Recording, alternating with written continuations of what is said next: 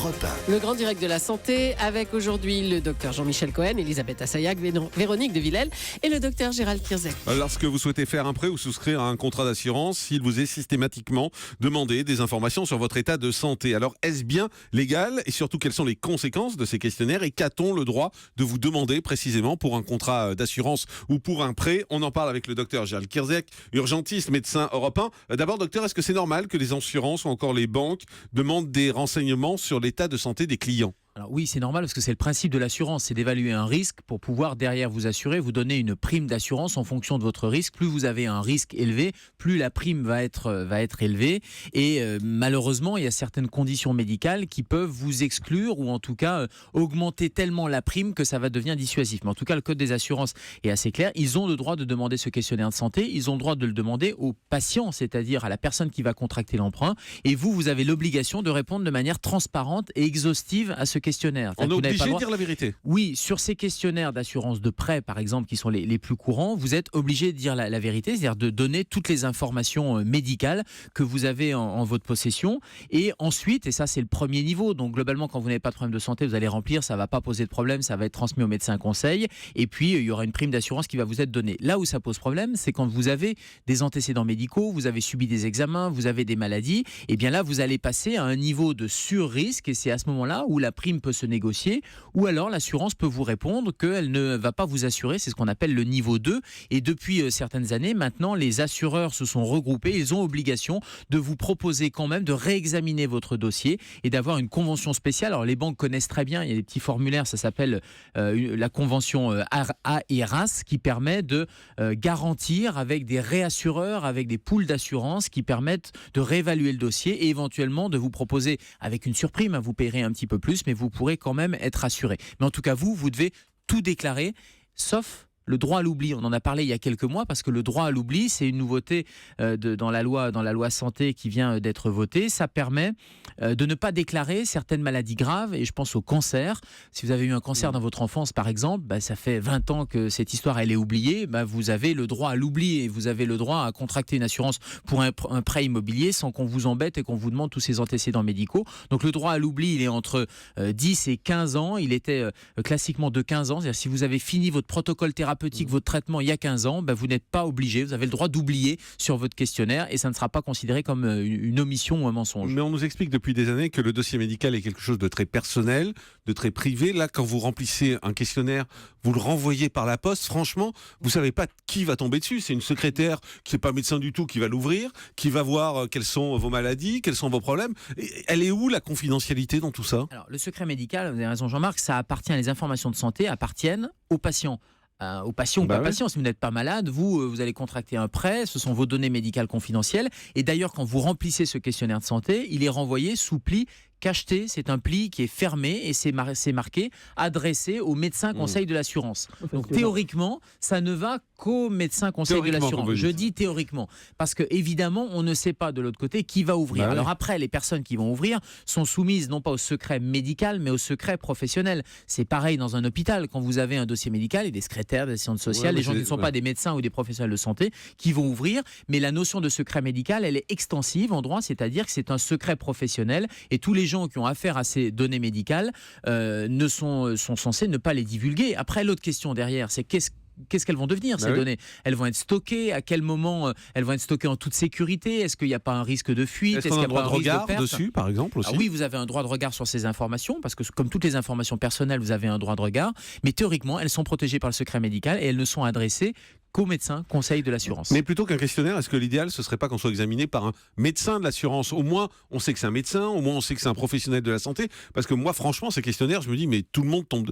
Enfin, si on a un truc à cacher, j'ai rien à cacher, mais on se dit, tout le monde peut tomber dessus, quoi. C'est indélicat, c'est quand c'est une personnalité, surtout. Oui, en plus, raison de plus. Alors c'est ce qui se passe, c'est-à-dire que quand, et notamment quand il y a un refus ou des questions complémentaires, il y a un examen qui est proposé par le médecin, il y a des examens complémentaires qui sont proposés, vous allez tous faire fait pour un prêt immobilier des prises de sang, par exemple. Donc ça permet d'avoir des informations qui sont des informations médicales, mais ça ne garantira jamais la confidentialité dans la chaîne de traitement derrière. Absolument jamais, si ce n'est la déontologie du médecin conseil de l'assurance, qui reste un médecin, c'est-à-dire qu'il reste soumis au secret médical, il reste soumis au code de déontologie. Ça veut dire que si jamais il rompt ce secret médical, il peut être attaqué et c'est sa responsabilité qui va être mise en cause. Donc c'est la déontologie du praticien conseil, du médecin conseil de l'assurance qui vous garantit le secret des informations. Mais comme votre médecin traitant, c'est notre déontologie ou moi un médecin, on lui fait confiance encore une fois. C'est ce que je vous dis, le questionnaire, on ne sait pas qui va l'ouvrir. Parce que ça arrive dans une compagnie d'assurance. Oui, Dr Cohen. Moi, je pense qu'il y a une très grande hypocrisie derrière ça, parce que quand quelqu'un, par exemple,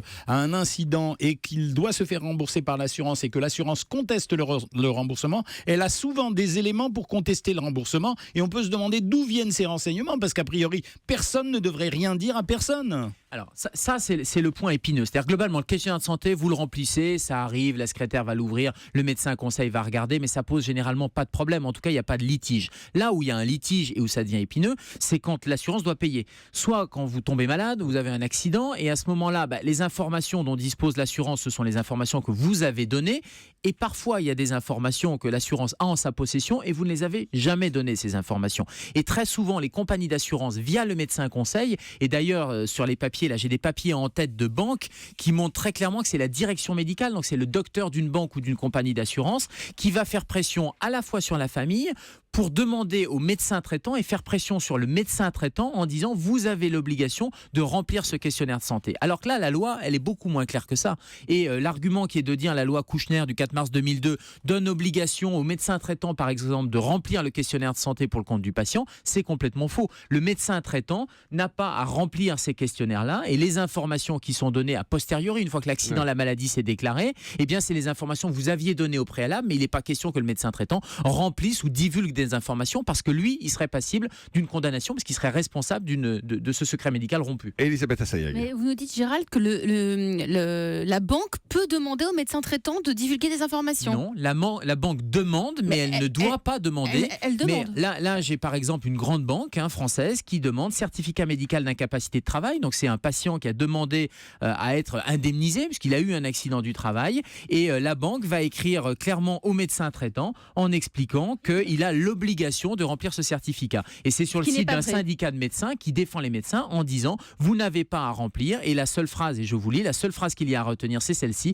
le médecin traitant n'a pas à remplir, signer ou contresigner un questionnaire de santé, parce que les informations médicales entre le patient et son médecin traitant, elles n'appartiennent qu'au patient et au médecin traitant, et il n'y a pas du tout d'interférence à avoir avec la compagnie d'assurance. Donc le médecin ne remplit pas et ne remplit pas et donne les informations au patient qui va aller se retourner contre sa compagnie d'assurance. Julie, Ça rompt le secret médical, c'est pour ça? Eh bien oui, et puis surtout c'est en défaveur du patient. C'est-à-dire que si vous donnez des informations médicales qui font que le patient ne va pas être remboursé par sa compagnie d'assurance, c'est en sa défaveur. Oui, nous, on a très souvent le cas aux urgences de familles qui, et là aussi il y a un chantage de la part je pense qu'il faut employer le mot de chantage, de la part des compagnies d'assurance qui font pression sur la famille en disant demandez aux urgences la cause du décès. Or, le secret médical ne s'arrête pas au moment du décès. Ça veut dire quoi? Ça veut dire que vous n'avez pas à donner, et moi je ne remplis pas ce genre de certificat parce que sinon je romps le secret médical. Dr Cohen. Je voudrais apporter juste la précision suivante. Seul le patient peut se délier du secret médical. Seul le patient. Pas le médecin. Ça veut dire même pas le médecin traitant.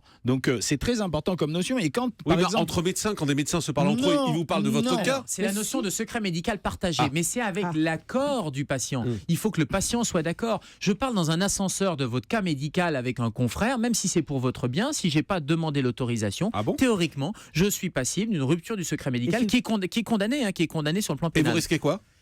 1 an de prison, 15 000 € d'amende. Et si le patient est dans le coma? Alors après, si le patient est dans le coma, il n'a pas pu donner son accord. Donc il y a une clause d'exonération, c'est la notion d'urgence. Évidemment, on va traiter l'urgence. Et la deuxième chose, c'est que vous avez la notion d'équipe. C'est-à-dire que dans un service hospitalier, c'est pas avec un patient, mais c'est avec une équipe hospitalière. La troisième chose, c'est qu'il y a les personnes de confiance. Et vous avez droit, et vous devez même déclarer une personne de confiance qui, si jamais vous êtes en incapacité, va pouvoir discuter avec l'équipe. Et une personne Alzheimer?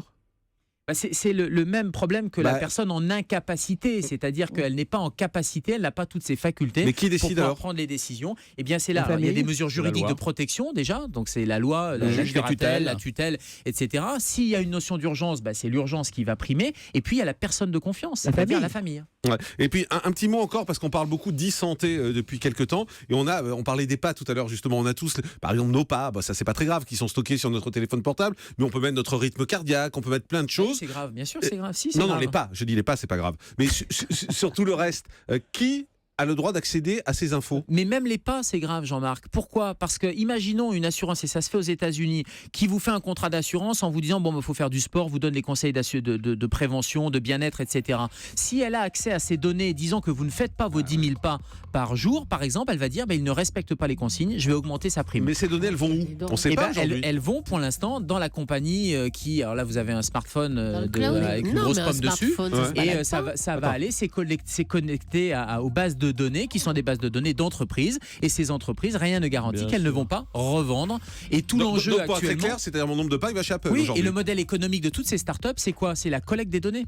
C'est pas du tout de vous vendre l'application, c'est de collecter les données et derrière les utiliser. Alors pour Mais c'est l'instant, la légal ou loi, pas? pour l'instant, la loi en France Ah non, permet s'ils sont de attrapés, garder c'est ces. grave. Non, la France permet pour l'instant de se protéger, et notamment dans la loi du 4 mars 2002, il est question pas de e-santé, mais tous les tests génétiques, on ne doit pas faire des tests génétiques, etc. Mais la loi, il va falloir qu'elle évolue, qu'elle se cale sur ces technologies. Et aux États-Unis, les compagnies d'assurance récupèrent ces données.